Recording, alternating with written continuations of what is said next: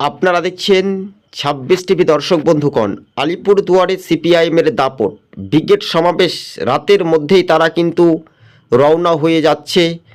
একেবারে ব্রিগেড সমাবেশের মুহূর্তেই কিন্তু সিপিআইএমের যোগদানের কর্মসূচি। বলাই যেতে পারে কয়েক হাজার ভোটার লাল ঝান্ডায় সামিল হচ্ছে।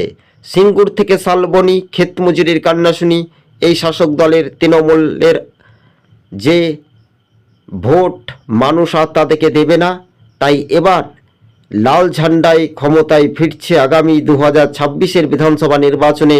তা এক প্রকার স্পষ্ট হয়ে গেল। দর্শক বন্ধুগণ, ২৬ টিভি ইউটিউব চ্যানেলটি ভালো লাগলে প্রথম থেকে শেষ পর্ব পর্যন্ত দেখবেন, তারপর ভালো লাগলে সাবস্ক্রাইব করার পর শেয়ার করে দিবেন, কমেন্ট বক্সে রীতিমতো জানাবেন।